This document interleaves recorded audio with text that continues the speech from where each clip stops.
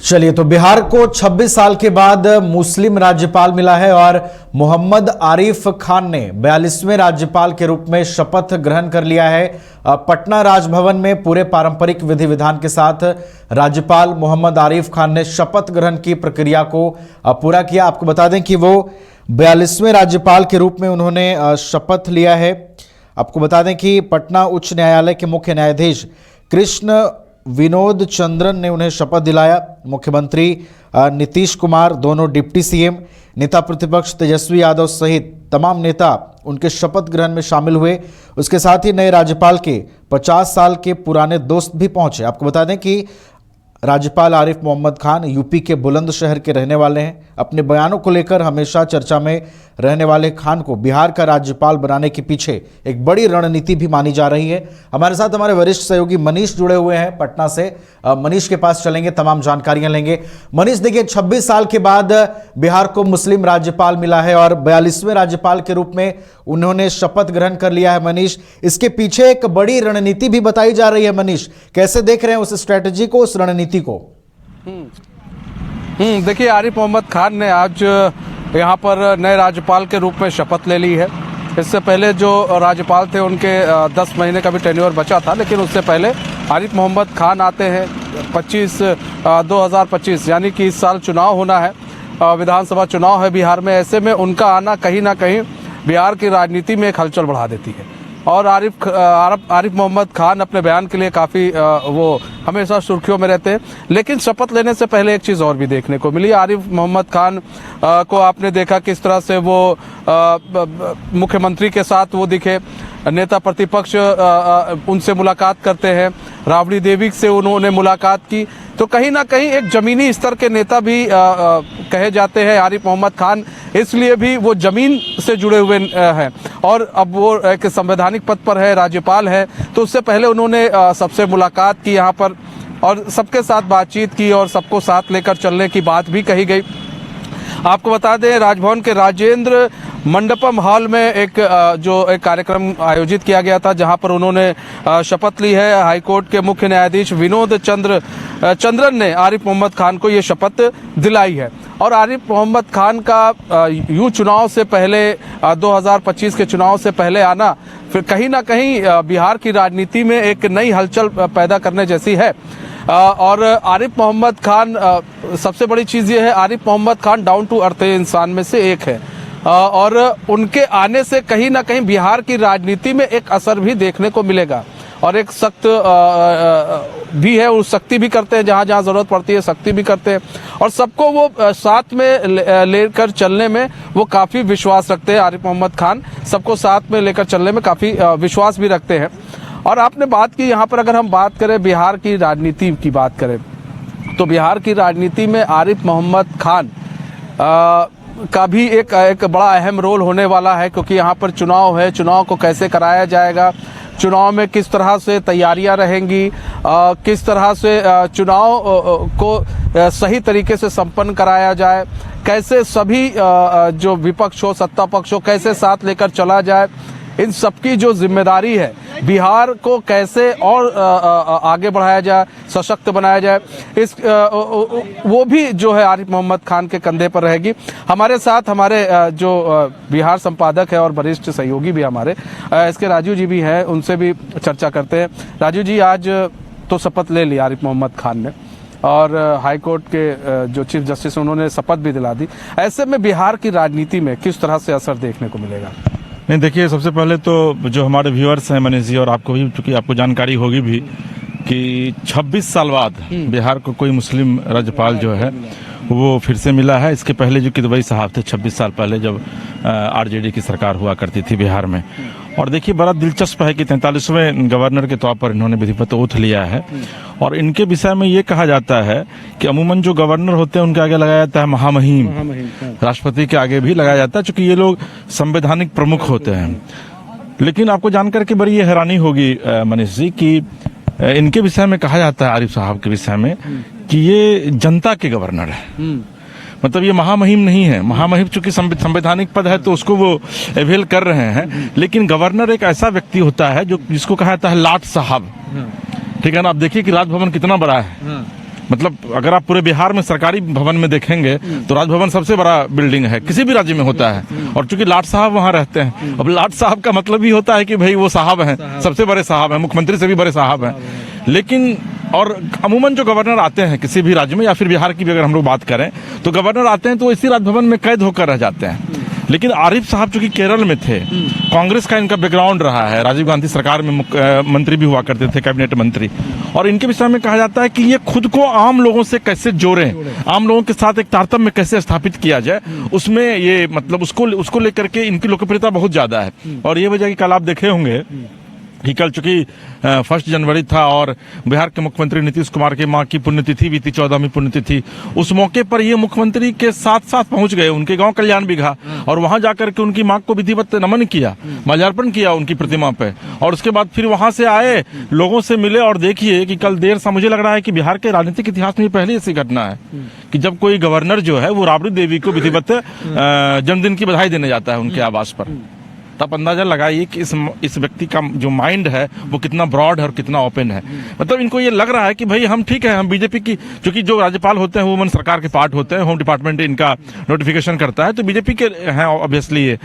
लेकिन उसके बावजूद इन्होंने यह बताने की कल कोशिश की कि भाई हम सभी दलों के लिए हैं और सभी दलों से ऊपर की चीज है। हम जो गवर्नर होता है वाकई में सभी दलों से ऊपर है। और उन्होंने कल विधिवत आने के साथ ही इस चीज को उन्होंने बिहार में बताने की कोशिश की। और कल हालांकि कुछ जो मीडिया घराने, खासकर कुछ जो यूट्यूबर है, टुच्चे टाइप जो यूट्यूबर है, वो ये भी चलाते हैं कि भाई बिहार में सत्ता परिवर्तन का खेल हो रहा है। और अब आप देखिए कि राज्यपाल जो है वो जा रहे हैं राबड़ी जी के से मिलने के लिए, लेकिन उनको ये नहीं पता है कि भाई राज्यपाल जो होता है वो संवैधानिक प्रमुख पद जरूर है, लेकिन वो सब दल से ऊपर है।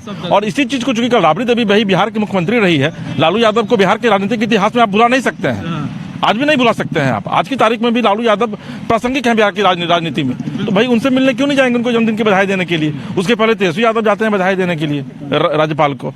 तो इस चीज को इन्होंने आरिफ साहब ने सिद्ध कर दिया। दूसरी बात है कि देखिए अलीगढ़ मुस्लिम यूनिवर्सिटी से पढ़े हैं ये, और कई विषय में इन्होंने पीएचडी की है, कई विषय में एमए किए हुए हैं। तो देखिए जिसके पास नॉलेज है, स्वामी विवेकानंद लिखते हैं मनीष जी कि knowledge itself is a power, ज्ञान स्वयं अपने आप में एक शक्ति है। तो जिस व्यक्ति के भीतर भी नॉलेज है उसके लिए फिर कुर्सी की महत्ता खत्म हो जाती है। ठीक है, गवर्नर जैसे पद पर सुशोभित हैं, जो फैसले होंगे नीतिगत फैसले वो निश्चित तौर पर ये लेंगे। लेकिन उसके बाद मैं आपको बता रहा हूँ, और आज सुबह हम लोग जब मीटिंग में थे तो हमारे एडिटर इन चीफ कह भी रहे थे कि भाई आरिफ साहब एक ऐसे व्यक्ति हैं जो सीधे तौर पर आम लोगों के साथ संवाद करेंगे, आम लोगों के साथ खुद को एस्टैब्लिश करने, कनेक्ट करने की कोशिश करेंगे। और यही कनेक्टिविटी जो है वो आरिफ साहब की सबसे बड़ी विशेषता है। केरल में भी हमने भी देखा, वहाँ केरल में भी ये चीज रही है। केरल में भी ये देखा गया कि ये जो आम पब्लिक थे उनसे काफी कनेक्ट रहते थे आरिफ मोहम्मद खान जी। उनका एक सबसे बड़ा एक ये जो रहता है कि अगर हम ठीक एक संवैधानिक पद पर हैं, लेकिन अगर संवैधानिक पद पर जनता के लिए ही बैठे हैं, तो ऐसे में जनता से हम जितना कनेक्ट करें उतना बेहतर होगा। क्या प्रॉब्लम्स आ रही हैं राज्य के अंदर, क्या दिक्कतें आ रही है, सरकार की क्या योजनाएं हैं नहीं पहुंच रही हैं, इन सब पर भी इनका बड़ा ध्यान रहता है। नहीं देखिए, राजभवन तो है ही, आप देखे होंगे कि कोई भी जो लेटर निकलता है सीएम के यहाँ से तो उसमें नीचे लिखा रहता है राज्यपाल के आदेशानुसार, और फिर सिग्नेचर होता है प्रिंसिपल सेक्रेटरी का। मुख्यमंत्री के आदेशानुसार नहीं निकलता है, क्योंकि मुख्यमंत्री का जो कैबिनेट है वो फैसला लेता है, सरकार मुख्यमंत्री है, कैबिनेट उनका फैसला लेता है, लेकिन उस पर दस्तखत जो है वो राज्यपाल के ही आदेश से निकलता है। इवन कि आप अगर जो होम मिनिस्ट्री के अंतर्गत जो भी ट्रांसफर पोस्टिंग होती है, जो मुख्यमंत्री अमूमन उसके मुखिया होते हैं, उसमें भी जो आदेश निकलता है वो गवर्नर के ही आदेश से निकलता है। जो कानून भी बनता है किसी भी प्रदेश में या फिर देश में अगर बनता है तो राष्ट्रपति के हस्ताक्षर से निकलता है। प्रदेश देखिए, यही हमारे संविधान की खूबसूरती है मनीष जी, और इसीलिए भारतीय संविधान जाना भी जाता है। जिस संविधान की एक परिकल्पना की थी डॉक्टर राजेंद्र प्रसाद, भीमराव अंबेडकर, सच्चिदानंद सिन्हा, इन लोगों ने मिल करके, उसकी यही सबसे बड़ी खूबसूरती है कि यहाँ पर किसी एक व्यक्ति के हाथ में सत्ता नहीं दी गई है, नहीं तो वो फिर निरंकुश हो जाएगा। यही वजह है कि देखिए मुख्यमंत्री का यहाँ पर आवास है और ठीक राजभवन आमने सामने है। अमूमन हर एक स्टेट में ऐसा ही होता है कि मुख्यमंत्री के आमने सामने राज्यपाल जो है वो रहते हैं। वो इसलिए इनको दिया जाता है कि मुख्यमंत्री कभी कभी होता क्या है, और देश में प्रधानमंत्री आप 1974 के दौर को याद कीजिए, इस तरीके से प्रधानमंत्री डिक्टेटर हो गई थी। इवन कि राष्ट्रपति को भी उन्होंने अपने पाले में ले लिया था और कहा था कि भाई आपको दस्तखत करना पड़ेगा। और चूंकि राष्ट्रपति भी कांग्रेस के ही थे, पार्टी से ही दलगत ही होते हैं ना कोई भी राष्ट्रपति या फिर जो राज्यपाल होते हैं, लेकिन उन्होंने ले रहे थे। लेकिन उसका रिजल्ट क्या निकला? इस देश में इमरजेंसी लागू हो गई, इस देश में लगा कि भाई संविधान अब खत्म हो जाएगा, और फिर जनता ने शासन को अपने हाथ में लिया, आंदोलन हुआ जेपी के नेतृत्व में इसी बिहार से, और यहाँ हम लोग अभी खड़े हैं, यही राजेंद्र प्रसाद जी की यहाँ प्रतिमा भी है। तो देखिए कहीं ना कहीं से कोई भी जो ऑर्डर, कोई भी जो नीतियाँ बनती हैं, चाहे विधानसभा के भीतर हो, कैबिनेट में हो, उस पर फाइनल मुहर दस्तखत जो है वो राजभवन का ही होता है। तो जो भी योजनाएं हैं सरकार की, उन योजनाओं का क्रियान्वयन भले ही राज्य सरकार अपने स्तर से करे, उनके जो अधिकारी हैं वो करते हैं, लेकिन उस पर राजभवन की नजर रहती है कि भाई आप क्या कर रहे हैं। अब देखिए शिक्षा के मामलों में सीधे तौर पर राजभवन ही फैसला लेता है, क्योंकि ये कुलाधिपति होते हैं, कुलपतियों के हेड होते हैं ये। और आप देखे होंगे कि पिछले इस सरकार में जो के पाठक जब शिक्षा के विभाग के ACS हुआ करते थे, तो उन्होंने कई फैसले लिए, जिसमें कई फैसले ऐसे थे जो कहीं ना कहीं से शिक्षकों के हितों में नहीं थे, छात्रों के हितों में नहीं थे, और उसको सिरे से राजभवन ने खारिज कर दिया। बाद में उस पूरे मामले में ACS ने उसको मानने से इनकार किया, और फिर बाद में मुख्यमंत्री का उसमें इंटरफेरेंस मुख्यमंत्री को करना पड़ा कि नहीं भाई, जो राजभवन जो कह रहा है वो सही है, वो उसका एग्जीक्यूशन होना चाहिए। क्योंकि देखिए राज्यपाल या मुख्यमंत्री, राज्यपाल कोई भी निर्णय को खारिज कर सकते हैं, निर्णय ले सकते हैं, लेकिन उसके एग्जीक्यूशन का पावर मुख्यमंत्री के हाथ में होता है, उसको आप कैसे एग्जीक्यूट करवाते हैं। तो इसके पहले जो के पाठक थे, शिक्षा विभाग प्रमुख सचिव, वो नीतीश कुमार के काफी करीबी थे।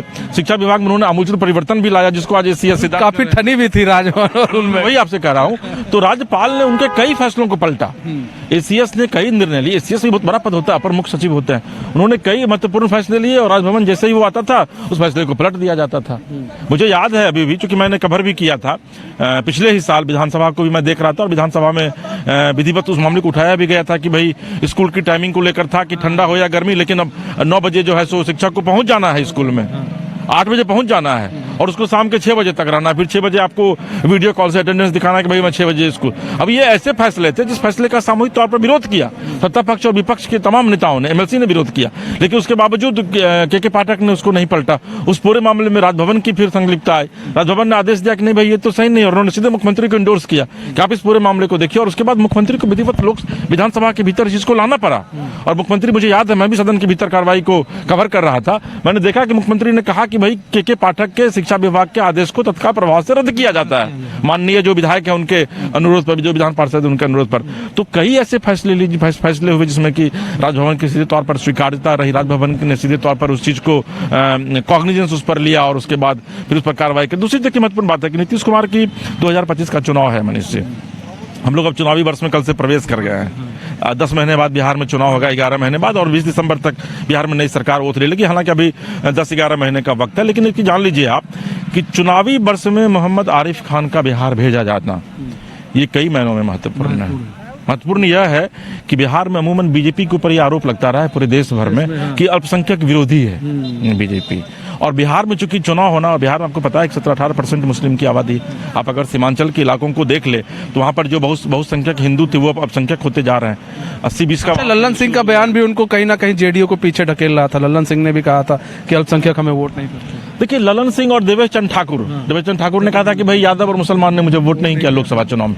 देखिए अपनी जगह पर सही है मनीष जी, आप अगर लोकसभा चुनाव के चुनावी परिणाम को देखेंगे, यही लोकसभा का चुनाव पिछले साल जब यही तमाम पार्टियां मिलकर लड़ी थी तो इनका जो सीट था वो 39 था, मात्र एक सीट किशनगंज की एनडीए ने लूज की थी, नीतीश कुमार भी साथ थे, और इस बार वही जब साथ मिलकर ये लोग लड़े हैं तो 30 सीट पर आ गए हैं। तो ये साफ है कि यादव और माइनॉरिटीज ने एनडीए को वोट नहीं किया। तो ललन सिंह ने सीधे तौर पर ये बातें कही, जबकि नीतीश कुमार ने कई बार कहा है कि भाई वो तमाम योजनाएं, या फिर मोदी भी मन से कहते हैं कि भाई मैं अगर अल्पसंख्यकों के साथ भेदभाव करता तो सरकार की जो योजना है उसमें मैं लिखता कि भाई 17% जो मुस्लिम है उनको इनका लाभ नहीं मिलेगा। लेकिन इस देश में मनीष जी अगर आप रिसर्च करेंगे तो सबसे ज्यादा सरकार की योजनाओं का लाभ अगर कोई वर्ग लेता है तो वो अल्पसंख्यक वर्ग। बिल्कुल, ये चीज देखी भी गई है, चाहे प्रधानमंत्री आवास योजना हो, चाहे 5 किलो के राशन की बात हो, सबसे ज्यादा अल्पसंख्यकों को देखा गया है लेते हुए। एक गांव तो पूरा प्रधानमंत्री, एक गांव ऐसा है जहां पर प्रधानमंत्री आवास ज्यादा है, उत्तर प्रदेश में, वो वहां पर प्रधानमंत्री आवास ज्यादा है, आप देखिए 250 करीब है। तो ये देखिए ये चीज कहा गया है कि चूंकि जो माइनॉरिटीज जो है, जो अल्पसंख्यक जिनको हम लोग कहते हैं, हालांकि अब हिंदुस्तान में वो माइनॉरिटीज रहे नहीं, अब किशनगंज की बात कीजिएगा तो वहाँ पे हिंदू 20% है, 80% अल्पसंख्यक मुस्लिम है वहाँ पर, लेकिन उसके बावजूद चूंकि राजनीतिक लाभ लेने के लिए बिहार में और पूरे देश में आपको पता है कि माइनॉरिटीज किस तरीके से वोट बैंक का आधार है कुछ पार्टियों के लिए, तो कहीं ना कहीं से जो माइनॉरिटीज है उनके अंदर गरीबी अभी भी बहुत ज्यादा है, पॉवर्टी बहुत ज्यादा है, इलिटरेसी बहुत ज्यादा है। ठीक है ना। तो यही वजह है कि सरकार की योजनाओं का लाभ उनको सबसे ज्यादा मिलता है।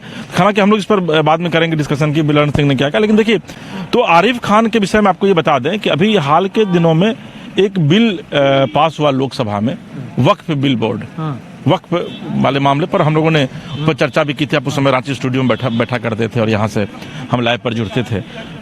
उसमें देखिए कि आरिफ मोहम्मद खान को मैंने देखा था कि एक नेशनल चैनल पे, निजी चैनल पे वो बैठ के इंटरव्यू दे रहे थे और उन्होंने इस बिल का समर्थन किया। अंदाजा लगाइए कि एक गवर्नर जो सीधे तौर पर सरकार का अंग होता है, उसको राजनीति से कोई मतलब नहीं है, लेकिन एक निजी चैनल पर बैठकर वो डिबेट कर रहे हैं और वो कह रहे हैं कि नहीं भाई वक्फ बिल बोर्ड जो है वो जो लाया गया वो सही है।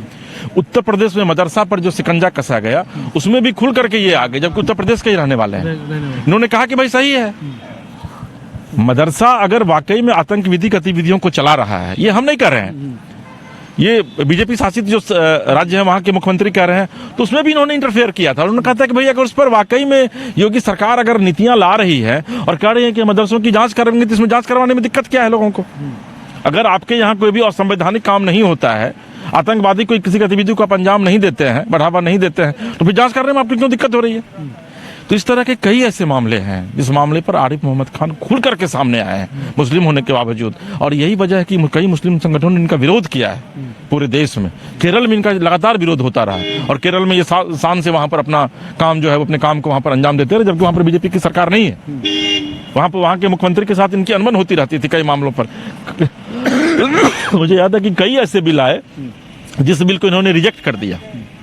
तो ये इनकी बड़ी विशेषता है। तो बिहार में देखिए चुनावी वर्ष में बिहार है और बिहार में आने वाले दिनों में निश्चित तौर पर बीजेपी या फिर नीतीश कुमार ने इनको इसलिए बुलाया है, बेसिकली ये भी कहा जा रहा है कि मुख्यमंत्री ने इनको बुलाया है ताकि बिहार के लोगों के बीच, खास करके अल्पसंख्यकों के बीच एक मैसेज दिया जा सके कि नहीं भाई यहाँ सब कुछ ठीक ठाक है और यहाँ में अगर एनडीए की सरकार बनती है तो मुस्लिम विरोधी कोई भी काम यहाँ नहीं किया जाएगा।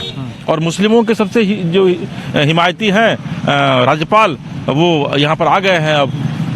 तो एक ऐसे व्यक्ति को यहाँ पर लाया गया है जो वाकई में संविधान से प्रेम करता है, जिसको वाकई में संविधान की जानकारी है और जो वाकई में संविधान के तहत इस प्रदेश को शासित करना चाहेगा आने वाले दिनों में। मतलब बीजेपी पर तुष्टीकरण के जो आरोप लगते आए हैं वो कहीं ना कहीं बीजेपी हो या फिर बीजेपी पे तो खास कर लगते आए हैं, जेडीयू पर उतना नहीं लगा, लेकिन बीजेपी पे जो तुष्टीकरण के आरोप लगते आए हैं वो कहीं ना कहीं बीजेपी ये दिखाने की कोशिश करेगी, जैसे कि कई बार प्रवक्ता कह भी चुके हैं कि अब इससे जो है जो तुष्टीकरण की राजनीति है वो बंद होगी और ये लोग कहेंगे इसका ये लोग माइलेज लेने की कोशिश करेंगे। और कुछ लोग तो कह रहे हैं बीजेपी के, कुछ लोग कहते हैं कि माइलेज मिलेगा हम किस बार।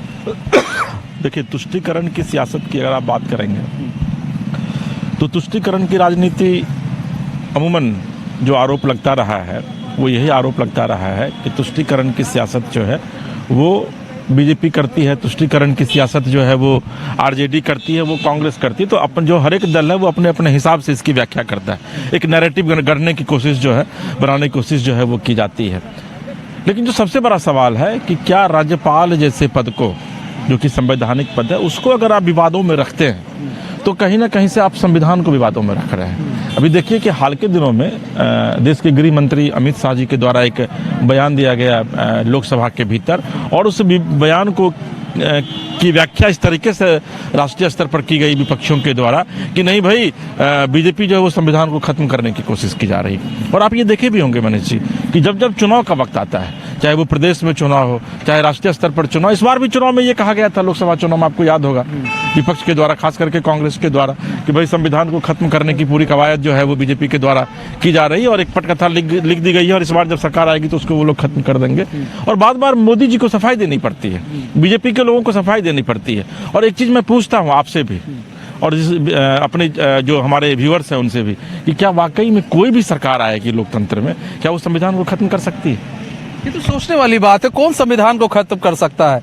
और संविधान को खत्म, अब आप सोचिए इंदिरा गांधी पर इसी तरह के आरोप लगे कि एक उन्होंने अलग से मिनी संविधान बना दिया था, किस तरह से चीजें बदली गई एक इमरजेंसी की, और उसका खामियाजा जो है अब तक जो है भुगत रही है कांग्रेस। कई एलिगेशंस लगते हैं, आज भी बीजेपी उस मुद्दे पर घेरती है।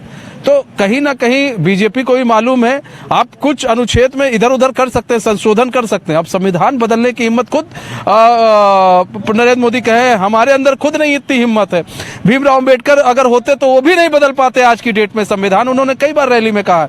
ये तो एक नैरेटिव सेट करने की कोशिश की जाती है, क्योंकि बीजेपी के कई नेता हों अगर बोल देते हैं उनके बयान आ जाते हैं, और भी कुछ लोग हैं। ऐसा नहीं है सिर्फ बीजेपी के नेता बोलते हैं, यहाँ बोला तो सपा की तरफ से भी जाता है कि कई ऐसी चीज है संविधान के अंदर कि उस अनुच्छेद को बदलना जरूरी है जो दलित और पिछड़ों को और क्या नाम है वंचित रखती है कई चीजों से।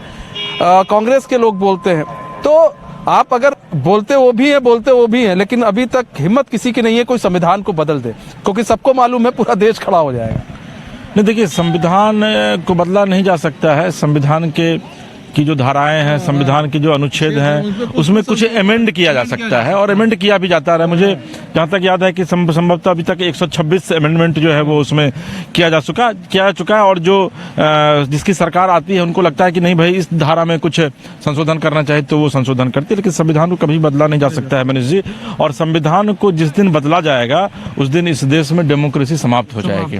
उस दिन इस देश जो आज पूरी दुनिया को लोकतंत्र का पाठ पढ़ाता है हिंदुस्तान, और कहा जाता है कि पूरी दुनिया में सबसे मजबूत लोकतंत्र है हिंदुस्तान, तो फिर उसकी परिभाषा खत्म हो जाएगी और फिर डिक्टेटरशिप यहाँ पर लागू हो जाएगा, जो कि संभव नहीं है। अब कम से कम संभव नहीं है, क्योंकि अब लोग इतने अवेयर हो गए हैं। देखिए ना, एक छोटा सा उदाहरण दूं आपको कि अभी बीपीएससी के सिर्फ सेंटर का एग्जाम रद्द किया गया, और देखिए कि बिहार में किस तरीके से आंदोलन चल रहा है, क्योंकि मात्र 12,000 छात्रों का सवाल है, और कल वो लोग रोड और रेल को भी ब्लॉक करेंगे।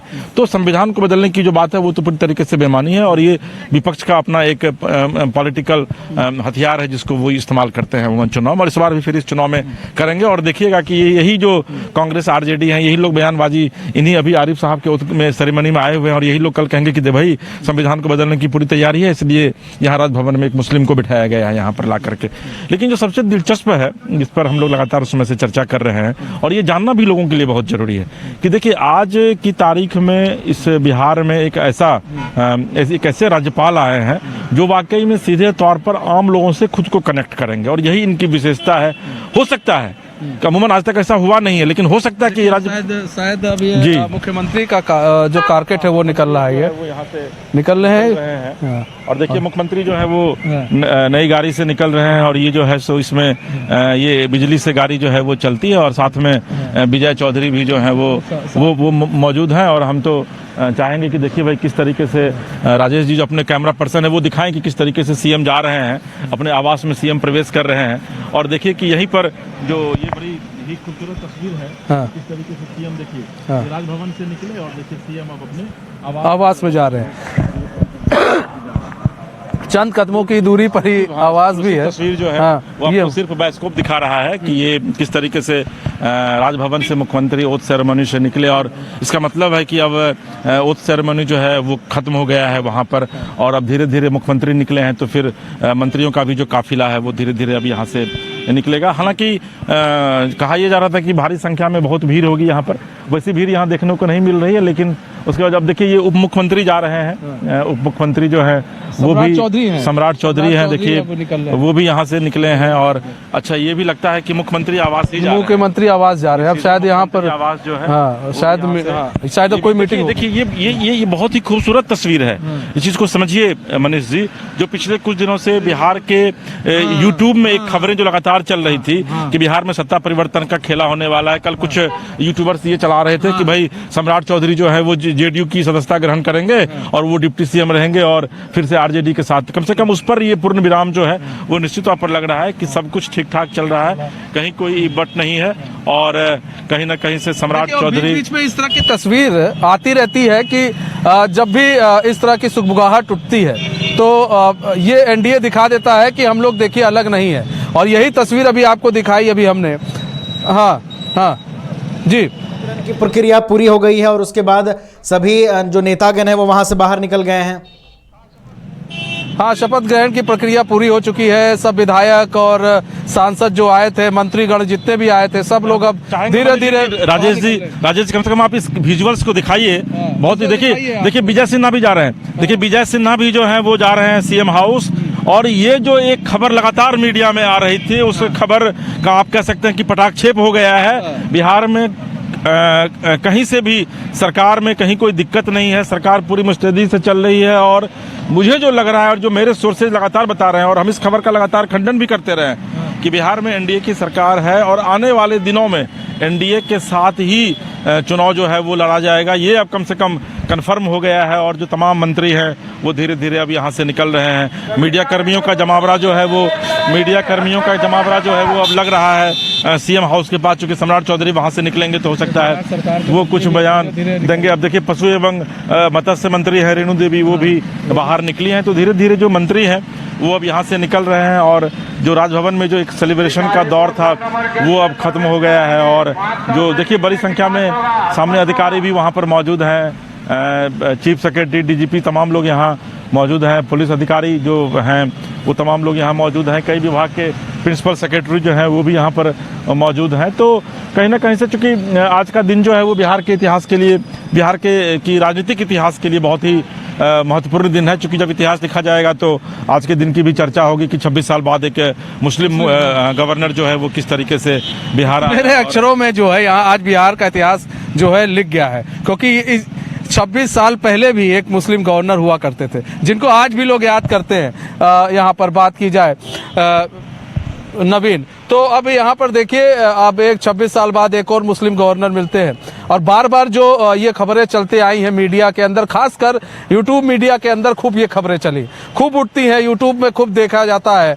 और कुछ भी वहाँ पर जो है यूट्यूब की जो मीडिया है कुछ भी वो बोल देती है वहाँ पर। और ऐसे में बात की जाए कि कुछ सही नहीं चल रहा है, सीएम नीतीश से दिल्ली में पीएम की मुलाकात नहीं हुई, इस तरह की बहुत सारी बातें चल रही थी। लेकिन उन सब बातों का आज जो उस पर पूर्ण विराम लग गया। अभी दोनों डिप्टी सीएम अभी मुख्यमंत्री के पीछे उनके आवास गए हैं, उनके साथ बातचीत करेंगे। वहाँ कोई रणनीति बन सकती है क्या मनीष? आपने एक्सक्लूसिव तस्वीरें दिखाई शपथ ग्रहण के बाद की, एक एक करके तमाम जो नेता हैं, मुख्यमंत्री नीतीश कुमार के साथ साथ डिप्टी सीएम भी अंदर दाखिल हुए हैं। क्या कोई ऐसी खबर आ रही है वहां कुछ मंत्रणा हो सकती है? क्या जानकारी आ रही है?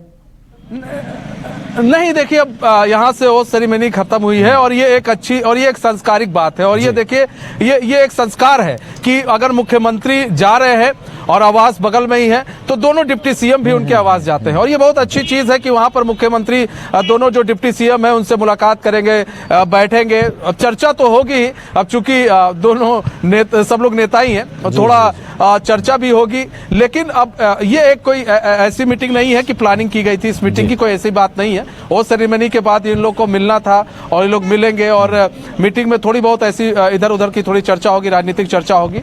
फिलहाल आज जो है आरिफ मोहम्मद खान जो है आज उन्होंने शपथ ले लिया है नए राज्यपाल के रूप में। तो अब बिहार के नए राज्यपाल होंगे आरिफ मोहम्मद खान नवीन। चलिए, तो बिहार की राजनीति के लिए ऐतिहासिक दिन रहा। 26 साल के बाद कोई मुस्लिम राज्यपाल बिहार को मिला है। मोहम्मद आरिफ खान जो हैं वो 42वें राज्यपाल के रूप में उन्होंने शपथ ले ली है। राज्यपाल एक संवैधानिक पद होता है। बिहार में आगामी दिनों में विधानसभा के चुनाव होने हैं, ऐसे में उनकी भी चुनौतियां जो हैं वो इस बड़े राज्य में बड़ी रहने वाली हैं। देखना होगा किस तरीके से वो समन्वय स्थापित करके और बिहार के अंदर काम करते हैं। बहुत बहुत फिलहाल आपका धन्यवाद मनीष, हमारे साथ जुड़ने के लिए और तमाम तस्वीरें दिखाने के लिए। तो बिहार के राज्यपाल के रूप में आरिफ मोहम्मद खान ने शपथ ले लिया है। 26 सालों के बाद बिहार को कोई मुस्लिम राज्यपाल जो है वो मिला है। उनके शपथ ग्रहण समारोह में बिहार के मुख्यमंत्री नीतीश कुमार, दोनों डिप्टी सीएम के अलावा नेता प्रतिपक्ष तेजस्वी यादव भी शामिल हुए और पूरे विधिवत और पारंपरिक तरीके से राज्यपाल का शपथ ग्रहण समारोह जो है वो संपन्न हुआ।